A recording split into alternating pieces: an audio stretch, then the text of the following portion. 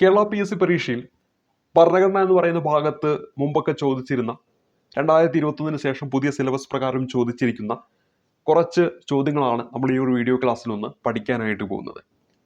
അപ്പോൾ ഇവിടെ നമ്മൾ പരിചയപ്പെടുന്ന ചോദ്യവും അതിൻ്റെ ഫൈനൽ ആൻസർ കീ പ്രകാരമുള്ള ഉത്തരങ്ങളും വരാൻ പോകുന്ന പരീക്ഷയിലൊക്കെ തന്നെ വീണ്ടും ചോദിക്കാവുന്നതാണ്, അല്ലെങ്കിൽ ഈ മേഖലയിൽ നിന്നുള്ള ചോദ്യങ്ങൾ നമുക്ക് പ്രതീക്ഷിക്കാവുന്നതാണ്. പരിചയപ്പെടുന്ന ചോദ്യം: സേവനാവകാശ നിയമവുമായി ബന്ധപ്പെട്ട പ്രസ്താവനകൾ ശരിയായത് തിരഞ്ഞെടുക്കുക എന്നതാണ് നമ്മുടെ ചോദ്യം. അപ്പോൾ ഇവിടെ ഈ ഒരു ഭാഗം ഒന്ന് അണ്ടർലൈൻ ചെയ്യുക. അപ്പോൾ ഇവിടെ നോക്കുക, ഓരോ ഓഫീസും നൽകുന്ന സേവനങ്ങൾ ലഭ്യമാകുന്ന കാലപരിധി വ്യക്തമാക്കണമെന്നതാണ് ഒന്നാമത്തെ സ്റ്റേറ്റ്മെന്റ്. ഓരോ ഓഫീസും നൽകുന്ന സേവനങ്ങൾ ലഭ്യമാകുന്ന കാലപരിധി വ്യക്തമാക്കണം എന്നതാണ് ഒന്നാമത്തെ സ്റ്റേറ്റ്മെന്റ്. അർഹതപ്പെട്ട സേവനം നിശ്ചിത കാലപരിധിക്കുള്ളിൽ ലഭ്യമാക്കിയില്ലെങ്കിൽ ഉത്തരവാദപ്പെട്ട ഉദ്യോഗസ്ഥൻ പിഴ ഒടുക്കണം എന്നതാണ് രണ്ടാമത്തെ സ്റ്റേറ്റ്മെന്റ്. എല്ലാ ഓഫീസുകളിലും അപേക്ഷകർക്ക് മാർഗനിർദ്ദേശം നൽകുന്നതിന് ഒരു ഉദ്യോഗസ്ഥനെ നിയമിക്കണം എന്നതാണ് തന്നിരിക്കുന്നതിൽ മൂന്നാമത്തെ സ്റ്റേറ്റ്മെന്റ്. ഈ മൂന്ന് സ്റ്റേറ്റ്മെന്റിലൂടെയും കടന്നു പോകുമ്പോൾ സർക്കാർ സേവനങ്ങൾ കൃത്യമായും ഉറപ്പായും ജനങ്ങൾക്ക് ലഭ്യമാക്കാൻ അവസരമൊരുക്കുന്ന സേവന അവകാശ നിയമം 2012 നവംബർ മാസം 1-ാം തീയതി നമ്മുടെ സംസ്ഥാനത്ത് നിലവിൽ വരുമ്പോൾ അതിൽ കൃത്യമായി പറയുന്നുണ്ട്, ഓരോ സർക്കാർ ഓഫീസും നൽകുന്ന സേവനങ്ങൾ എത്ര കാലപരിധിക്കുള്ളിൽ നൽകണമെന്ന് ഈ നിയമം അനുശാസിക്കുന്നു. അത് കൃത്യമായിട്ട് ജനങ്ങളെ അറിയിച്ചിരിക്കണമെന്ന് ഈ നിയമം അനുശാസിക്കുന്നു. ആ ഒരു കാരണത്താൽ ഒന്നാമത്തെ സ്റ്റേറ്റ്മെന്റ്, ഓരോ ഓഫീസും നൽകുന്ന സേവനങ്ങൾ ലഭ്യമാകുന്ന കാലപരിധി വ്യക്തമാക്കണമെന്ന് പറയുന്ന സ്റ്റേറ്റ്മെന്റ് ശരിയാണ് എന്ന് നമുക്ക് പറയാൻ പറ്റും. സേവനാവകാശ നിയമം 2012 കൃത്യമായി പറയുന്നുണ്ട്, ഈ ഒരു നിയമപ്രകാരം അപേക്ഷകർക്ക് മാർഗനിർദ്ദേശം നൽകുന്നതിന് ഒരു ഉദ്യോഗസ്ഥനെ നിയമിക്കണം എന്ന് പറയുന്നുണ്ട്. അപ്പോൾ അത് കൃത്യമായിട്ട് ഈ ഒരു നിയമത്തിൽ പറയുന്നതിനാൽ എല്ലാ ഓഫീസുകളിലും അപേക്ഷകർക്ക് മാർഗനിർദ്ദേശം നൽകുന്നതിന് ഒരു ഉദ്യോഗസ്ഥനെ നിയമിക്കണം എന്ന മൂന്നാമത്തെ സ്റ്റേറ്റ്മെന്റും എന്താണ്? ശരിയായിട്ടുള്ള സ്റ്റേറ്റ്മെന്റ് ആണ്. ഇനി ഈ ഒരു നിയമത്തിൽ കൃത്യമായി പറയുന്ന മറ്റൊരു പോയിന്റ് ആണ്, അർഹതപ്പെട്ട സേവനം നിശ്ചിത കാലത്തിനകം പൗരന് നൽകിയില്ല എങ്കിൽ ഉത്തരവാദപ്പെട്ട ഉദ്യോഗസ്ഥർ പിഴ ഒടുക്കണമെന്ന് കൃത്യമായിട്ട് ഈ ഒരു നിയമം എന്താണ്? വ്യവസ്ഥ ചെയ്യുന്നുണ്ട്. അപ്പോൾ അങ്ങനെയാണെങ്കിൽ ഇവിടെ തന്നിരിക്കുന്ന രണ്ടാമത്തെ സ്റ്റേറ്റ്മെന്റും എന്താണ്? ശരിയായിട്ടുള്ള സ്റ്റേറ്റ്മെന്റ് ആണ്. ഇപ്പൊ 2012 നവംബർ 1-ാം തീയതി നമ്മുടെ കേരളത്തിൽ നിലവിൽ വന്ന സേവനാവകാശ നിയമം, അതിൽ പറഞ്ഞിരിക്കുന്ന 3 പ്രധാനപ്പെട്ട കാര്യങ്ങളാണ് 1, 2, 3 സ്റ്റേറ്റ്മെന്റുകളായിട്ട് വന്നിരിക്കുന്നത്. അത് കൃത്യമായിട്ട് ശരിയാണെന്ന് നമ്മൾ മനസ്സിലാക്കി ഓപ്ഷൻ എ ആണ് നമ്മുടെ ഉത്തരമായിട്ട് വരേണ്ടത്. എല്ലാ പ്രസ്താവനകളും ശരിയാണ്. ഇപ്പൊ 2012 നവംബർ 1-ാം തീയതി സേവന അവകാശ നിയമം നമ്മുടെ സംസ്ഥാനത്ത് നിലവിൽ വന്നപ്പോൾ ആ സമയത്ത് നമ്മുടെ കേരളത്തിന്റെ മുഖ്യമന്ത്രി ആരായിരുന്നു എന്ന് ചോദിച്ചാൽ ഉമ്മൻചാണ്ടിയാണെന്ന കാര്യം ഓർത്തിരിക്കുക. ആരാണ്? ഉമ്മൻചാണ്ടിയാണെന്ന കാര്യം ഓർത്തിരിക്കുക. അപ്പൊ നാളെ ഒരു പരീക്ഷയ്ക്ക് ഈ പറയുന്ന സേവനാവകാശ നിയമവുമായി ബന്ധപ്പെട്ടൊരു ചോദ്യം ചോദിക്കുമ്പോൾ നമ്മുടെ കേരളത്തിൽ ഉമ്മൻചാണ്ടിയുടെ കാലഘട്ടത്തിലാണ് സേവന അവകാശ നിയമം നിലവിൽ വന്നത് എന്നൊരു സ്റ്റേറ്റ്മെന്റ് നൽകിയാൽ അവിടെ ഉത്തരമായിട്ട് വരേണ്ടത് ശരിയായിട്ടുള്ള സ്റ്റേറ്റ്മെന്റ് ആണ്. ഇതേ സമയത്ത് കേരളത്തിന്റെ ഗവർണർ ആരായിരുന്നു എന്ന് ചോദിച്ചാൽ അവിടെ ഉത്തരമായിട്ട് വരേണ്ടത് ഹൻസ് രാജ് ഭരദ്വാജ് ആണെന്ന കാര്യം ഓർക്കുക. അപ്പൊ ഇവിടെ നമ്മൾ പരിചയപ്പെടുന്ന പേരെന്താണ്? ഹൻസ് രാജ് ഭരദ്വാജ് എന്ന പേരാണ് ഇവിടെ നമ്മൾ പരിചയപ്പെടുന്നത്. അപ്പൊ ഇദ്ദേഹമായിരുന്നു ആ ഒരു സമയത്ത് നമ്മുടെ കേരളത്തിന്റെ ഗവർണർ. അപ്പൊ നമുക്ക് പറയാൻ പറ്റും 2012 സേവനാവകാശ നിയമം നിലവിൽ വരുന്നു. 2012 ഈ നിയമം ഒപ്പിടുന്നത് ആരാണെന്ന് ചോദിച്ചാൽ അവിടെ ഉത്തരമായിട്ട് വരേണ്ടത് കേരളത്തിന്റെ ഗവർണറായ ഹൻസ് രാജ് ഭരദ്വാജ് ആണ്. അപ്പൊ ഈ ഒരു നിയമത്തിൽ ഒപ്പിടുന്നത് ഗവർണറാണ്. നിയമസഭ പാസാക്കിയ നിയമത്തിൽ ഒപ്പിടുന്നത് ഗവർണറാണ്. അപ്പൊ ആ ഒരു നിയമത്തിൽ ഒപ്പിട്ട ഗവർണറാണ് ഹൻസ് രാജ് ഭരദ്വാജ്. അദ്ദേഹം ഇത് ഒപ്പിടുന്നത് 2012 ഓഗസ്റ്റ് 4-നാണ്. PSC റിപ്പീറ്റായി ചോദിക്കുന്ന വർഷം 2012 നവംബർ 1-ആണ്. ഉമ്മൻചാണ്ടി ആയിരുന്നു ഈ ഒരു സമയത്ത് നമ്മുടെ കേരളത്തിലെ മുഖ്യമന്ത്രി.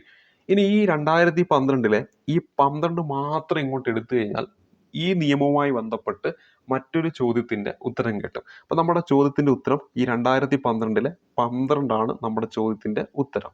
എന്താണ് ആ ചോദ്യം എന്ന് വെച്ചാൽ, നമ്മുടെ സേവന അവകാശ നിയമത്തിൽ 2012 സേവന അവകാശ നിയമത്തിലെ ആകെ സെക്ഷനുകളുടെ എണ്ണം ചോദിക്കുകയാണെങ്കിൽ ഉത്തരമായിട്ട് വരേണ്ടത് 12 ആണ്. ഇനി ഈ 12-ലെ 1ഉം 2ഉം കൂടിയിട്ട് കൂട്ടിക്കഴിഞ്ഞാൽ നമുക്ക് 3 എന്ന് കിട്ടും.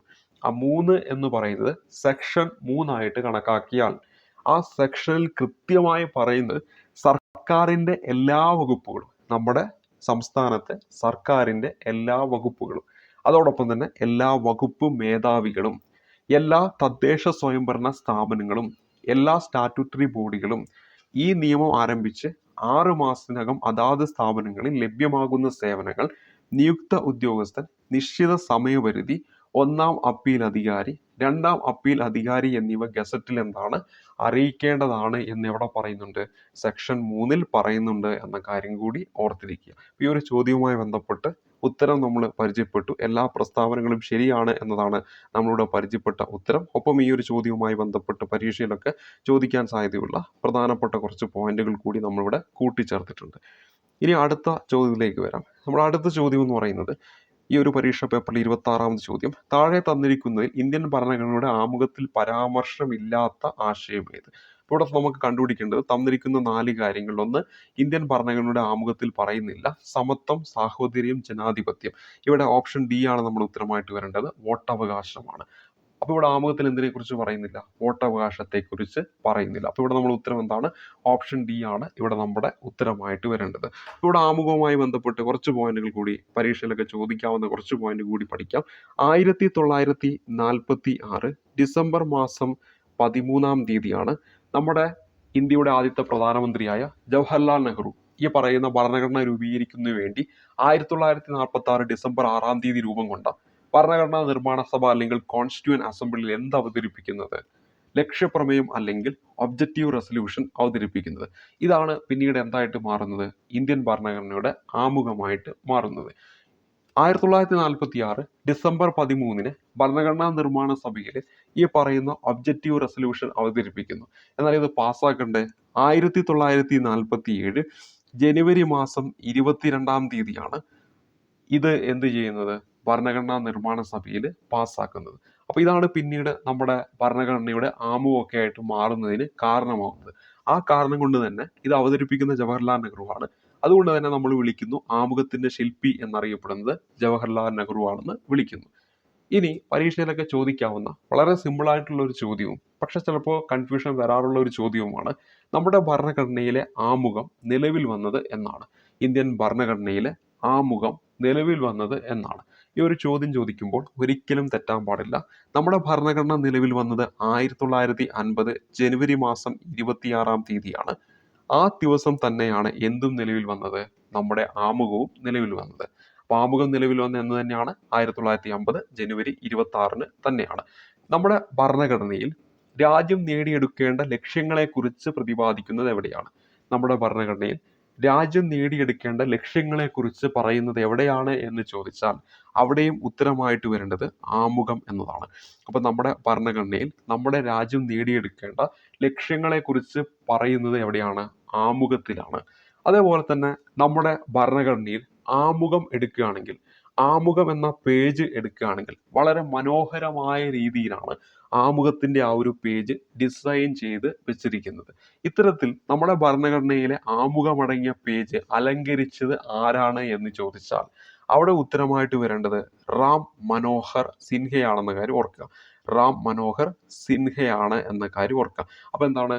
നമ്മുടെ ഈ പറയുന്ന ഭരണഘടനയുടെ ആമുഖം പേജ് മനോഹരമാക്കി എന്ന് ഓർത്ത് വെച്ചാൽ മതി. അപ്പൊ നമുക്ക് റാം മനോഹർ സിൻഹ എന്ന പേര് കിട്ടും. അപ്പൊ നമ്മുടെ ഭരണഘടനയിലെ ആമുഖത്തിന്റെ പേജ് മനോഹരമാക്കി എന്ന് ഓർത്ത് വെച്ചാൽ മതി. റാം മനോഹർ സിൻഹ എന്ന പേര് നമുക്ക് കിട്ടുന്നതാണ്. ഇവിടെ നമ്മൾ പരിചയപ്പെട്ടു ആമുഖമായി ബന്ധപ്പെട്ട ആ പേര് ആരാണ് അലങ്കരിച്ച് എന്നാണ് പരിചയപ്പെട്ടത്. ഇനി നമ്മുടെ ഭരണഘടനയിലെ ആമുഖം ന്യായവാദത്തിന് അർഹമാണോ എന്ന് ചോദിച്ചാൽ ആമുഖം എന്തല്ല? ന്യായവാദത്തിന് അർഹമല്ല, അല്ലെങ്കിൽ നോൺ ജസ്റ്റീഷ്യബിൾ ആണെന്ന കാര്യം ഓർക്കുക. ജസ്റ്റീഷ്യബിൾ ആണോ? അല്ല, മറിച്ച് എന്താണ്? നോൺ ജസ്റ്റീഷ്യബിൾ ആണെന്ന കാര്യം ഓർത്തിരിക്കുക. ഇനി നമ്മുടെ ആമുഖം എന്നെങ്കിലും ഭേദഗതി വരുത്തിയിട്ടുണ്ടോ? 1950 ജനുവരി 26 നമ്മുടെ ഭരണഘടന നിലവിൽ വന്നപ്പോൾ നമ്മുടെ ആമുഖവും നിലവിൽ വന്നു. അതിനുശേഷം നമ്മുടെ ഭരണഘടനയിലെ ആമുഖത്തിൽ എന്തെങ്കിലും ഭേദഗതി വരുത്തിയിട്ടുണ്ടോ എന്ന് ചോദിച്ചാൽ ഒരു തവണ എന്താണ് നമ്മുടെ ഭരണഘടനയുടെ ആമുഖത്തിൽ എന്താണ് ഭേദഗതി വരുത്തിയിട്ടുണ്ട്. എത്ര തവണയാണ്? ഒരു തവണയാണ് എന്ന കാര്യം ഓർക്കുക. അത് എന്നാന്ന് ചോദിച്ചാൽ 42ാമത്തെ ഭേദഗതിയിലൂടെ 1976 ഈ കാര്യങ്ങളൊന്ന് പഠിച്ചു വെക്കുക. ഇനി നമ്മുടെ ഭരണഘടന എടുക്കുകയാണെങ്കിൽ, ആമുഖം എടുക്കുകയാണെങ്കിൽ we the people of India എന്നതിലാണ് ആമുഖം ആരംഭിക്കുന്നത്. അല്ലെങ്കിൽ നാം ഭാരതത്തിലെ ജനങ്ങൾ എന്ന വാക്കിലൂടെയാണ് നമ്മുടെ ഭരണഘടനയിലെ ആമുഖം ആരംഭിക്കുന്നത്. ഇനി നമ്മുടെ ഭരണഘടനയിലെ ആമുഖം നമ്മൾ വായിച്ചു നോക്കുമ്പോൾ അതിൽ ആകെ ഒറ്റ ഒരു തീയതിയായിരിക്കും നമുക്ക് കാണാൻ പറ്റുക. ആ തീയതിയാണ് 1949 നവംബർ മാസം 26. അപ്പോൾ 1949 നവംബർ 26 എന്ന് പറയുന്ന ഒരു തീയതിയാണ് നമ്മുടെ ഭരണഘടനയിലെ ആമുഖത്തിൽ ഉള്ളത്. ഇനി ഇന്ത്യൻ ഭരണഘടനാ പ്രകാരം കൃത്യമായിട്ട് ആമുഖത്തിൽ പറയുന്നു, ഇന്ത്യൻ ഭരണഘടനാ പ്രകാരം പരമാധികാരം ഇന്ത്യയിലെ ജനങ്ങളിൽ എന്താണ് നിക്ഷിപ്തമാണ്. പരമാധികാരം ആരിൽ നിക്ഷിപ്തമാണ്? ഇന്ത്യയിലെ ജനങ്ങളിൽ നിക്ഷിപ്തമാണെന്ന കാര്യം ഓർത്തിരിക്കുക.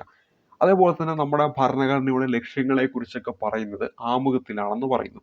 ഈ ഭരണഘടനയുടെ ആമുഖത്തിൽ പറയുന്ന ലക്ഷ്യങ്ങളാണ് നീതി എന്ന് പറയുന്നത്, അതുപോലെ തന്നെ സ്വാതന്ത്ര്യം എന്ന് പറയുന്നത്, നീതി, അതുപോലെ സ്വാതന്ത്ര്യം, പിന്നെ സമത്വം, അതേപോലെ മറ്റൊന്നാണ് സാഹോദര്യം. എന്താണ്? സാഹോദര്യം. അതേപോലെ തന്നെ ആമുഖപ്രകാരം, ഇന്ത്യൻ ഭരണഘടനയുടെ ആമുഖപ്രകാരം ഇന്ത്യ എന്ന് പറയുന്നത് ഒരു പരമാധികാര സോഷ്യലിസ്റ്റ് മതേതരത്വ ജനാധിപത്യ റിപ്പബ്ലിക്കാണ്. ഇത് ഓർഡറിൽ തന്നെ നമ്മൾ പഠിക്കണം. അതിനുവേണ്ടി നമ്മൾ പഠിക്കുന്ന ഒരു കോഡാണ് പസോമ ജെറി എന്ന് പറയുന്ന കോഡ്. എന്താണ്? പരമാധികാര സോഷ്യലിസ്റ്റ് മതേതരത്വ ജനാധിപത്യ റിപ്പബ്ലിക്. അപ്പോൾ ആമുഖപ്രകാരം നമ്മുടെ ഇന്ത്യൻ ഭരണഘടനയിലെ ആമുഖപ്രകാരം ഇന്ത്യ എന്ന് പറയുന്നത് പരമാധികാര സോഷ്യലിസ്റ്റ് മതേതരത്വ ജനാധിപത്യ റിപ്പബ്ലിക് ആണെന്ന കാര്യം ഓർത്തിരിക്കുക. അപ്പോൾ ഇത്രയും കാര്യങ്ങളാണ് ഈ ഒരു ചോദ്യവുമായി ബന്ധപ്പെട്ട്, ആമുഖവുമായി ബന്ധപ്പെട്ട് നമ്മളൊന്ന് കൂട്ടിച്ചേർക്കുന്നത്. ഇതെല്ലാം എന്താണ് പ്രീവിയസ് ആയിട്ടൊക്കെ പരീക്ഷകളിൽ ചോദിച്ചിട്ടുള്ളതാണ്. ഇനി വരാൻ പോകുന്ന പരീക്ഷയിൽ വേണമെങ്കിൽ ഒരു സിംഗിൾ ചോദ്യമായിട്ടോ അല്ലെങ്കിൽ ഇപ്പോൾ നമ്മളിവിടെ പരീക്ഷയ്ക്ക് ചോദിക്കുന്ന പോലെയുള്ള സ്റ്റേറ്റ്മെന്റ് രൂപത്തിലുള്ള ചോദ്യമായിട്ടോ നമുക്ക് പ്രതീക്ഷിക്കാം. ഇനി നമ്മൾ അടുത്ത ചോദ്യത്തിലേക്ക് വരാം. അടുത്ത ചോദ്യം, നമ്മുടെ ചോദ്യം കേരളമൊക്കെ ആയിട്ട് ബന്ധപ്പെട്ട ഒരു ചോദ്യമാണ്. ഇന്ത്യയിലെ ആദ്യത്തെ ടെക്നോളജി പാർക്ക് സ്ഥിതി ചെയ്യുന്ന എവിടെ എന്നാണ് നമ്മുടെ ചോദ്യം. ഇന്ത്യയിലെ ആദ്യത്തെ ടെക്നോളജി പാർക്ക് എന്ന് പറയുന്നത് ഏതാണ്? നമ്മുടെ തിരുവനന്തപുരത്താണ് സ്ഥിതി ചെയ്യുന്നത്. അപ്പോൾ നമ്മുടെ തിരുവനന്തപുരത്തെ ആദ്യത്തെ, നമ്മുടെ ഇന്ത്യയിലെ തന്നെ ആദ്യത്തെ IT പാർക്കാണ് ഇത് ടെക്നോ പാർക്ക് എന്ന് പറയുന്നത്. ഇന്ത്യയിലെ ആദ്യത്തെ ടെക്നോളജി പാർക്ക് എവിടെ സ്ഥിതി ചെയ്യുന്നു? നമ്മുടെ തിരുവനന്തപുരത്താണ് സ്ഥിതി ചെയ്യുന്നത് എന്ന കാര്യം ഓർത്തിരിക്കണം. അതോടൊപ്പം തന്നെ ഇതുമായി ബന്ധപ്പെട്ട് കുറച്ച് പോയിന്റുകൾ നമുക്കൊന്ന് പരിചയപ്പെടാം. ഇന്ത്യയിലെ ആദ്യത്തെ IT പാർക്ക് ചോദിച്ചാൽ നമ്മുടെ ടെക്നോ പാർക്കാണ്. ടെക്നോ പാർക്ക് എവിടെയാണ്? തിരുവനന്തപുരത്താണ്. ഇത് നിലവിൽ വരുന്നത് എപ്പോഴാണെന്ന് PSC ചോദിക്കാറുള്ള ഒരു ചോദ്യം തന്നെയാണ്. 1990 ജൂലൈ 28 1990 ജൂലൈ 28 ടെക്നോ പാർക്ക് നിലവിൽ വരുന്നത്. ടെക്നോ പാർക്ക് പ്രവർത്തനം ആരംഭിക്കുന്നത് എന്താണെന്ന് ചോദിച്ചാൽ 1995. അപ്പോൾ നിലവിൽ വരുന്നത് 1990 ജൂലൈ 28, എന്നാൽ അതിൻ്റെ പ്രവർത്തനങ്ങളൊക്കെ ആരംഭിക്കുന്നത് 1995. ഇന്ത്യയിലെ ഏറ്റവും വലിയ IT പാർക്കൊക്കെ ആയിട്ട് അറിയപ്പെടുന്നത് ഈ ടെക്നോ പാർക്കാണ്. ഈ ടെക്നോ പാർക്കിൻ്റെ ആദ്യത്തെ ചെയർമാൻ ആരെന്ന് ചോദിച്ചാൽ KPP നമ്പ്യാറാണ്. ആരാണ് ആദ്യത്തെ ചെയർമാൻ? KPP നമ്പ്യാറാണെന്ന കാര്യം ഓർത്തിരിക്കുക. അപ്പോൾ നമ്മളിവിടെ പരിചയപ്പെട്ടത് ടെക്നോ പാർക്കുമായി ബന്ധപ്പെട്ടിട്ടാണ് ഈ KPP നമ്പ്യാർ എന്ന പേര് പരിചയപ്പെട്ടത്. ഈ KPP നമ്പ്യാർ ആരാണ്? 1973 കെൽട്രോൺ, നമ്മുടെ വളരെ പ്രധാനപ്പെട്ട ഒരു സ്ഥാപനമാണല്ലോ കെൽട്രോൺ എന്ന് പറയുന്നത്. ഈ കെൽട്രോണിൻ്റെ സ്ഥാപകനാണ് നമ്മൾ ഇപ്പോൾ പരിചയപ്പെട്ട ടെക്നോ പാർക്കിൻ്റെ ആദ്യ ചെയർമാനായിട്ട് പരിചയപ്പെട്ട KPP നമ്പ്യാർ എന്ന കാര്യം ഓർത്തിരിക്കുക. അപ്പോൾ നമ്മൾ പരിചയപ്പെട്ടു നമ്മുടെ തിരുവനന്തപുരം ജില്ലയിലെ ടെക്നോ പാർക്ക് 1990 ജൂലൈ 28 നിലവിൽ വന്നു. അതിൻ്റെ ആദ്യത്തെ ചെയർമാൻ KPP നമ്പ്യാർ, അദ്ദേഹമാണ് കെൽട്രോണിൻ്റെ സ്ഥാപകൻ എന്ന കാര്യം കൂടി ഓർക്കുക. ഇനി കേരളത്തിലെ ആദ്യത്തെ സ്വകാര്യ IT പാർക്ക് ഏതാണ്? കേരളത്തിലെ ആദ്യത്തെ സ്വകാര്യ IT പാർക്ക് എന്ന് പറയുന്നത് മുത്തൂറ്റ് ടെക്നോപോളിസ് ആണെന്ന കാര്യം ഓർക്കുക. ഏതാണ്? മുത്തൂറ്റ് ടെക്നോപോളിസ് ആണെന്ന കാര്യം ഓർത്തിരിക്കുക. അപ്പോൾ നമ്മുടെ കേരളത്തിലെ ആദ്യത്തെ സ്വകാര്യ IT പാർക്ക് ഏതാണെന്ന് ചോദിച്ചാൽ ഉത്തരമായിട്ട് വരേണ്ടത് മുത്തൂറ്റ് ടെക്നോപോളിസ് ആണെന്ന കാര്യം ഓർത്തിരിക്കുക. ഏതാണ്? മുത്തൂറ്റ് ടെക്നോപോളിസ്. അതുപോലെ തന്നെ നമ്മുടെ ഇൻഫോ പാർക്ക് എവിടെയാണ്? കൊച്ചിയിലാണ്. ഇൻഫോ പാർക്ക് എവിടെയാണ്? കൊച്ചിയിലാണെന്ന കാര്യം ഓർത്തിരിക്കണം. അപ്പോൾ ഇത്രയും കാര്യങ്ങളാണ് ഈ ഒരു ചോദ്യവുമായി ബന്ധപ്പെട്ടൊന്ന് അറിഞ്ഞിരിക്കേണ്ടത്. റിപ്പീറ്റായി ചോദിക്കുന്നത് ആ വർഷം പഠിച്ചു വെക്കുക, 1990 ജൂലൈ 28. പക്ഷെ അത് പ്രവർത്തനം ആരംഭിക്കുന്നത് 1995. ഇമ്പോർട്ടൻ്റ് ആയിട്ട് 90 ഓർത്ത് വെക്കണം, പരീക്ഷകളിലൊക്കെ ചോദിക്കുന്നതാണ്. കോൺസ്റ്റിറ്റ്യൂഷനുമായി ബന്ധപ്പെട്ട് മറ്റൊരു ചോദ്യത്തിലേക്ക് വരാം. മൗലിക കടമകൾ ഉൾക്കൊള്ളുന്ന ഭരണഘടനാ വകുപ്പ് ഏതെന്നാണ് നമ്മുടെ ചോദ്യമായിട്ട് ചോദിച്ചിരിക്കുന്നത്. ഇവിടെ നമ്മുടെ ഉത്തരമായിട്ട് വരേണ്ടത് ആർട്ടിക്കിൾ 51A ആണെന്ന കാര്യം ഓർത്തിരിക്കുക. ഇതൊക്കെ PSC റിപ്പീറ്റ് ആയിട്ട് എത്രയോ തവണ ചോദിച്ചുകൊണ്ടിരിക്കുന്ന ഒരു ചോദ്യമാണ്. മൗലിക കടമകൾ അല്ലെങ്കിൽ ഫണ്ടമെന്റൽ ഡ്യൂട്ടീസ് അത് ഉൾക്കൊള്ളുന്നത് നമ്മുടെ ഭരണഘടനയിൽ ആർട്ടിക്കിൾ ചോദിച്ചാൽ ആർട്ടിക്കിൾ 51A ആണ്. എന്നാൽ ഇത് ഉൾക്കൊള്ളുന്ന ഭാഗമാണ് പരീക്ഷയ്ക്ക് ചോദിക്കുന്നെങ്കിലോ അവിടെ ഉത്തരമായിട്ട് വരേണ്ടത് 4A ആണെന്ന കാര്യം ഓർത്തിരിക്കുക. അപ്പോൾ മൗലിക കടമകൾ ഉൾക്കൊള്ളുന്ന ഭാഗം 4Aയും മൗലിക കടമകൾ ഉൾക്കൊള്ളുന്ന അനുച്ഛേദം ചോദിക്കുകയാണെങ്കിൽ അത് 51A ആണെന്ന കാര്യം ഓർക്കുക. ഏത് രാജ്യത്ത് നിന്നാണ് അല്ലെങ്കിൽ ഏത് രാജ്യത്തിന്റെ ഭരണഘടനയിൽ നിന്നാണ് ഈ ഒരു ആശയം നമ്മുടെ ഇന്ത്യൻ ഭരണഘടനയിലേക്ക് വരുന്നത് എന്ന് ചോദിച്ചാൽ അല്ലെങ്കിൽ കടമെടുക്കുന്നത് എന്ന് ചോദിച്ചാൽ ഉത്തരമായിട്ട് വരേണ്ടത് USSR അല്ലെങ്കിൽ റഷ്യ എന്ന് ചിലപ്പോൾ ഓപ്ഷനിൽ തരാം. അപ്പോൾ USSRന്റെ ഭരണഘടനയിൽ നിന്നാണ് മൗലിക കടമകൾ എന്ന ആശയം എന്ത് ചെയ്യുന്നത്? ഇന്ത്യൻ ഭരണഘടനയിലേക്ക് കടമെടുക്കുന്നത്. ഈ മൗലിക കടമകൾ ഭരണഘടനയിൽ ഉൾപ്പെടുത്താൻ ശുപാർശ ചെയ്തൊരു കമ്മിറ്റിയുണ്ട്. PSC എപ്പോഴും ചോദിക്കാറുള്ളതാണ്.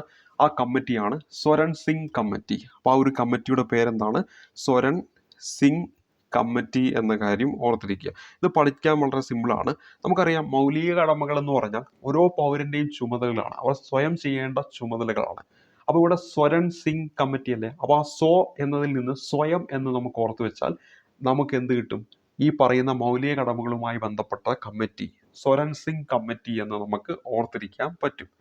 ഇനി ഈ മൗലിക കടമകൾ നമ്മുടെ ഭരണഘടനയിൽ 1950 ജനുവരി 26 നമ്മുടെ ഭരണഘടന നിലവിൽ വന്നപ്പോൾ ഉണ്ടായിരുന്നോ? അവിടെ ഉത്തരമായിട്ട് വരേണ്ടത് ഉണ്ടായിരുന്നില്ല എന്നാണ്. 1976 ഇന്ത്യൻ ഭരണഘടനയിൽ ഉൾപ്പെടുത്തിയതാണ് ഈ പറയുന്ന ഭാഗം 4Aയും ഒപ്പം നമ്മളിവിടെ ഉത്തരമായിട്ട് വന്നിരിക്കുന്ന 51Aയും. അല്ലെങ്കിൽ സിമ്പിളായിട്ട് നമുക്ക് പറയാം, ഈ പറയുന്ന മൗലിക കടമകൾ നമ്മുടെ ഭരണഘടന നിലവിൽ വരുന്ന സമയത്ത് ഇല്ലായിരുന്നു.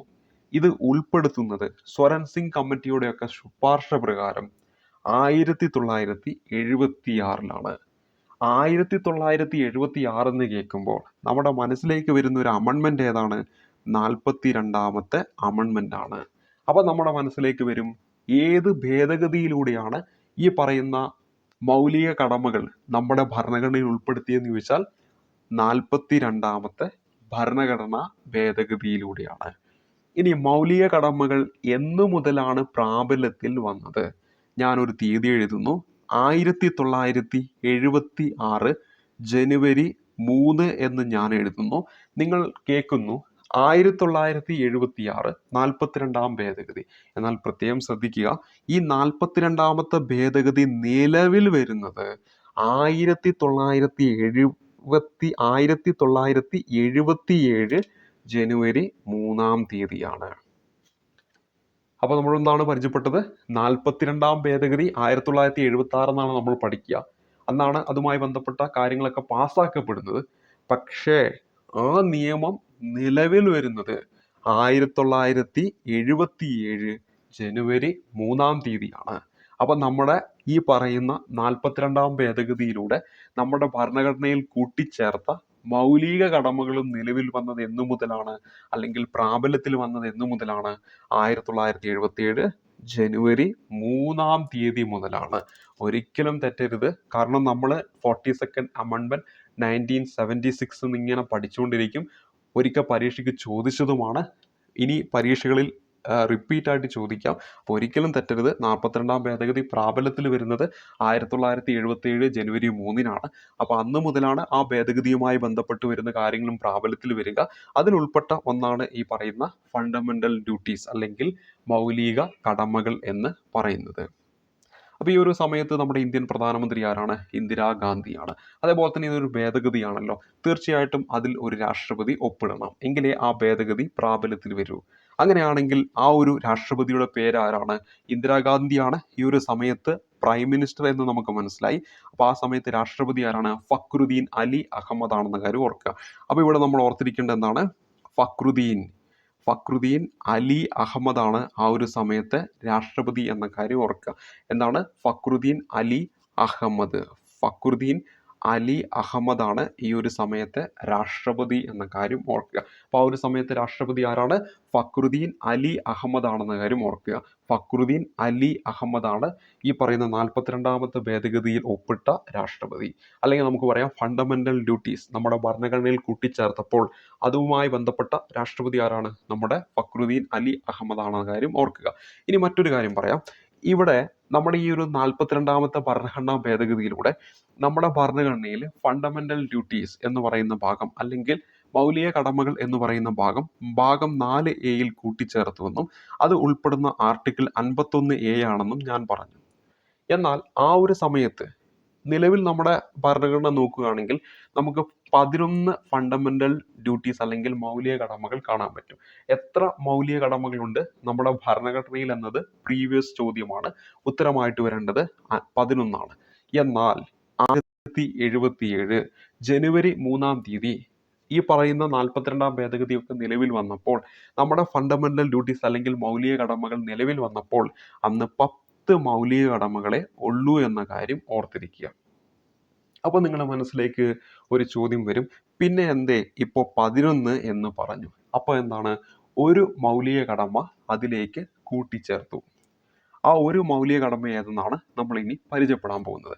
42ാം ഭരണഘടനാ ഭേദഗതി പ്രകാരം 10 മൗലിക കടമകളാണ് നമ്മുടെ ഭരണഘടനയിൽ ഉണ്ടായിരുന്നത്. എന്നാൽ പിന്നീട് 2002 എന്ന് പറയുന്ന വർഷത്തിൽ, അപ്പോൾ നമ്മൾ പറഞ്ഞെന്താണ്? 2002 എന്ന് പറയുന്ന വർഷത്തിൽ 86ാമത്തെ ഭരണഘടനാ ഭേദഗതിയിലൂടെ 11ാമത്തെ മൗലിക കടമ എന്താണ്? നമ്മുടെ ഭരണഘടനയിൽ കൂട്ടിച്ചേർത്തു എന്ന കാര്യം ഓർത്തിരിക്കുക. അങ്ങനെ നിലവിൽ നമ്മുടെ ഭരണഘടനയിൽ എത്ര മൗലിക കടമകളുണ്ട്? 11 മൗലിക കടമകളുണ്ട്. അപ്പോൾ ഇത് കൃത്യമായി പഠിച്ചു വെക്കണം. 1977 ജനുവരി 3-ന് 42ാം ഭേദഗതി നിലവിൽ വന്നപ്പോൾ 10 മൗലിക കടമകളെ ഉണ്ടാവും. നിലവിൽ എത്രയുണ്ട്? 11 ഉണ്ട്. അത് വരുന്ന എപ്പോഴാണ്? 2002-ലെ 86ാം ഭേദഗതിയിലൂടെയാണെന്ന കാര്യം ഓർത്തിരിക്കുക. നിർദ്ദേശ തത്വങ്ങളെ പോലെ മൗലിക കടമകൾ എന്താണ്? കോടതിയിലൂടെയൊന്നും സ്ഥാപിച്ചെടുക്കാൻ കഴിയുന്നവയല്ല. നിർദ്ദേശ തത്വങ്ങൾ നമ്മൾ ആമുഖം പറഞ്ഞു. ഇപ്പോൾ ഇതാ മൗലിക കടമകൾ എന്താണ്? കോടതികളിലൂടെ ഒന്നും പോയിട്ട് സ്ഥാപിച്ചെടുക്കാൻ പറ്റില്ല എന്ന കാര്യം ഓർക്കുക. അല്ലെങ്കിൽ നമുക്ക് പറയാം ന്യായവാദത്തിന് അർഹമല്ല, അല്ലെങ്കിൽ അത് നോൺ ജസ്റ്റീഷ്യബിൾ ആണെന്ന കാര്യം ഓർത്തിരിക്കുക. ഇവിടെ നമ്മുടെ ഫണ്ടമെന്റൽ റൈറ്റ്സ് എന്താണ്? ന്യായവാദത്തിന് അർഹമാണ്. നിങ്ങൾക്ക് എങ്ങാനും നഷ്ടപ്പെട്ടാൽ അല്ലെങ്കിൽ അത് ലംഘിക്കപ്പെട്ടാൽ നിങ്ങൾക്ക് കോടതിയിൽ പോകാം. പക്ഷേ ഇവിടെ എന്ത് ചെയ്യാൻ പറ്റില്ല? കോടതിയിലൊന്നും തന്നെ പോകാൻ പറ്റത്തില്ല. ഇതാണ് ഈ ഒരു ചോദ്യവുമായി ബന്ധപ്പെടുത്തി അറിഞ്ഞിരിക്കേണ്ട പ്രധാനപ്പെട്ട പോയിന്റ്. അപ്പോൾ ഇവിടെ 29ാമത്തെ ചോദ്യം കൂടി പറഞ്ഞിട്ട് നമുക്ക് ഈ ക്ലാസ് അവസാനിപ്പിക്കാം. കേരളത്തിലെ സ്കൂളുകളുടെ മികവിൻ്റെ കേന്ദ്രങ്ങളാക്കി മാറ്റുന്ന ഹൈടെക് പദ്ധതി നടപ്പിലാക്കിയ പൊതുമേഖലാ സ്ഥാപനം ഏതെന്നാണ് ഇവിടെ തന്നിരിക്കുന്ന 29ാമത്തെ ചോദ്യം. ഈ ഒരു ചോദ്യത്തിൻ്റെ ഉത്തരം എന്ന് പറയുന്നത് ഓപ്ഷൻ ബി ആണ്. Option B Kerala State Infrastructure and Technology for Education ആണ്.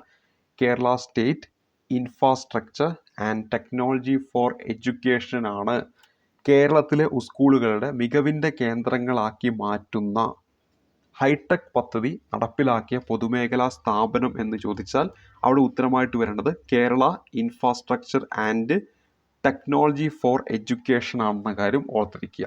Kerala infrastructure and Technology for Education ആണ്. ഇതിനെ നമ്മൾ ചുരുക്കനാമത്തിൽ കൈറ്റ് എന്നാണ് പറയുന്നത്.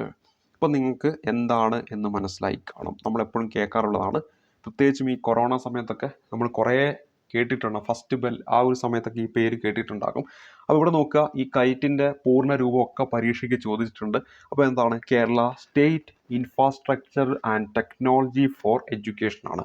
Kerala State Infrastructure and Technology for Education ആണ്. അപ്പോൾ Kerala State Infrastructure and Technology for Education എന്നതാണ് കൈറ്റിൻ്റെ പൂർണ്ണ രൂപം. അപ്പോൾ Kerala State Infrastructure and Technology for Education എന്നതാണ് കൈറ്റിൻ്റെ പൂർണ്ണ രൂപം. IT അത്ലറ്റ് സ്കൂൾ അവതരിപ്പിച്ചുകൊണ്ട് കേരളം ICT വിദ്യാഭ്യാസം ആരംഭിച്ച വർഷം ചോദിച്ചാൽ അത് 2001 2002 കാര്യം ഓർക്കുക. ആ ഒരു അധ്യയന വർഷമാണ്. എന്താണ് IT അത്ലറ്റ് സ്കൂൾ അവതരിപ്പിച്ചുകൊണ്ട് കേരളം ICT വിദ്യാഭ്യാസം ആരംഭിച്ചത് എന്നു മുതലാണ് 2001 2002 ആ ഒരു അധ്യയന വർഷമാണ്. IT അത്ലറ്റ് സ്കൂൾ പദ്ധതിയിലൂടെ ആരംഭിച്ച ഇന്ത്യയിലെ തന്നെ ആദ്യത്തെ സമ്പൂർണ്ണ വിദ്യാഭ്യാസ ചാനൽ ഏതാണ്? നമുക്ക് എല്ലാവർക്കും അറിയാം, വിക്ടേഴ്സ് ചാനലാണെന്ന് കാര്യം ഓർക്കുക. അപ്പോൾ ആ ചാനലിൻ്റെ പേരെന്താണ്? വിക്ടേഴ്സ് എന്നതാണ് ചാനലിൻ്റെ പേര്. ഇനി നിലവിൽ IT അത്ലറ്റ് സ്കൂൾ പദ്ധതി അറിയപ്പെടുന്ന ഏത് പേരിലാണ്? അതാണ് നമ്മളിവിടെ പരിചയപ്പെട്ടത്. Kerala infrastructure and Technology for education അല്ലെങ്കിൽ കൈറ്റ് എന്ന പേരിലാണ് അറിയപ്പെടുന്നത്. കേരള വിദ്യാഭ്യാസ വകുപ്പിൻ്റെ ആദ്യ സ്പെഷ്യൽ പർപ്പസ് വെഹിക്കിൾ കമ്പനിയാണ് ഏതെന്ന് പറയുന്നത്? കൈറ്റ് എന്ന് പറയുന്നത്. കേരള വിദ്യാഭ്യാസ വകുപ്പിൻ്റെ ആദ്യ special purpose vehicle company SPV കമ്പനിയാണ് ഏതെന്ന് പറയുന്നത്? ഈ പറയുന്ന കൈറ്റ് എന്ന കാര്യം ഓർത്തിരിക്കുക. അതുപോലെ തന്നെ മറ്റൊരു പ്രീവിയസ് ആയിട്ട് ചോദിച്ച ഒരു ചോദ്യമാണ്, ഇതുമായിട്ട് റിലേറ്റ് ചെയ്തിരിക്കുന്ന ഒരു ചോദ്യമാണ്. ചോദ്യം ഇതാണ്: 1 മുതൽ 12ാം ക്ലാസ് വരെയുള്ള എല്ലാ വിഷയങ്ങളുടെയും പാഠഭാഗങ്ങൾ ഡിജിറ്റലായി ലഭ്യമാക്കുന്നതിനായി ആരംഭിച്ച ഒരു ഓൺലൈൻ പഠന പ്ലാറ്റ്ഫോം. ഈ കാര്യം ഞാൻ പറയുമ്പോൾ തന്നെ നിങ്ങളുടെ മനസ്സിലേക്ക് ആ പേര് വന്നിട്ടുണ്ടാകും.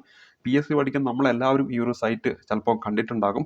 സമഗ്ര എന്നതാണ്. ഇപ്പോൾ നിങ്ങളുടെ മനസ്സിലേക്ക് വന്നിട്ടുണ്ടാകും. 1 മുതൽ 12ാം ക്ലാസ് വരെയുള്ള എല്ലാ വിഷയങ്ങളുടെയും പാഠഭാഗങ്ങളൊക്കെ ഡിജിറ്റലായി ലഭ്യമാക്കുന്നതിനായിട്ട് ആരംഭിച്ച ഒരു ഓൺലൈൻ പഠന പ്ലാറ്റ്ഫോമാണ് ഇത് സമഗ്ര എന്ന് പറയുന്നത്. കൈറ്റ് നൽകുന്ന ഡിജിറ്റൽ ICT പരിശീലനങ്ങളിലൂടെ വിദ്യാർത്ഥികൾക്കൊപ്പം അധ്യാപകരും സാങ്കേതികമായിട്ട് എന്താണ് ശാക്തീകരിക്കപ്പെടുന്നുണ്ട്. അതുപോലെ തന്നെ കൈറ്റ് ആരംഭിച്ച ഇന്ത്യയിലെ ഏറ്റവും വലിയ വിദ്യാർത്ഥികളുടെ ICT നെറ്റ്വർക്കാണ് എന്ത്? ലിറ്റിൽ കൈറ്റ്സ് എന്ന കാര്യം കൂടി ഓർത്തിരിക്കുക. ലിറ്റിൽ കൈറ്റ്സ് എന്ന പേരും കൂടെ ഓർത്തിരിക്കുക. എന്താണ്? കൈറ്റ് ആരംഭിച്ച ഇന്ത്യയിലെ ഏറ്റവും വലിയ വിദ്യാർത്ഥികളുടെ ICT നെറ്റ്വർക്കാണ് ലിറ്റിൽ കൈറ്റ്സ് എന്ന കാര്യം കൂടി ഓർത്തിരിക്കുക. അപ്പോൾ നമ്മൾ പരിചയപ്പെട്ടിരിക്കുന്നത് ഈ ഒരു ചോദ്യവുമായി ബന്ധപ്പെടുത്തി അറിഞ്ഞിരിക്കേണ്ട കുറച്ച് ഇമ്പോർട്ടൻറ്റ് പോയിന്റുകളാണ്. കൈറ്റിൻ്റെ ഫുൾ ഫോം ഒക്കെ എപ്പോഴും PSC പരീക്ഷയിൽ ചോദിക്കുന്നതാണ്. അത് പറഞ്ഞുകൊണ്ട് ഈ ക്ലാസ് അവസാനിപ്പിക്കാം. Kerala State Infrastructure and Technology for Education എന്നതാണ് കൈറ്റ് എന്നതിൻ്റെ പൂർണ്ണ രൂപം എന്ന കാര്യം ഓർത്തിരിക്കുക. അപ്പോൾ ഇവിടെ നമ്മൾ പരിചയപ്പെട്ടിരിക്കുന്ന വളരെ പ്രധാനപ്പെട്ട കുറച്ച് ചോദ്യങ്ങളാണ്. ഇവിടെ കോൺസ്റ്റിറ്റ്യൂഷനുമായി ബന്ധപ്പെട്ട ചോദ്യങ്ങളാണ്. അതിനിടയിലൂടെ ഇത്തരത്തിലുള്ള ചോദ്യങ്ങൾ കടന്നു വന്നിരിക്കുന്നു. അപ്പോൾ അതുകൊണ്ടാണ് അതും കൂടെ ഉൾപ്പെടുത്തി പറയുന്നത്. അല്ലെങ്കിൽ പിന്നെ നമ്മളത് പരിചയപ്പെടുത്താൻ ചിലപ്പോൾ വിട്ടുപോകും. വളരെ ഇമ്പോർട്ടൻ്റ് ആയിട്ടുള്ള പോയിന്റുകളാണ്. അപ്പോൾ പറഞ്ഞ എല്ലാ പോയിന്റുകളും വരാൻ പോകുന്ന പരീക്ഷയിൽ തീർച്ചയായിട്ടും ഗുണപ്രദമായിരിക്കും എന്ന് വിശ്വസിക്കുന്നു. അപ്പോൾ ഇവിടെ നിങ്ങൾ പറഞ്ഞ ഓരോ പോയിന്റുകളും വരാൻ പോകുന്ന പരീക്ഷയിൽ ചോദ്യമായിട്ട് വരുമ്പോൾ OMR ഷീറ്റിലൂടെ അതൊരു മാർക്കായിട്ട് നിങ്ങളുടെ മുന്നിലേക്ക് എത്തട്ടെ എന്ന് ആശംസിച്ചുകൊണ്ട് ഈ ക്ലാസ് അവസാനിപ്പിക്കുന്നു. നന്ദി, നമസ്കാരം.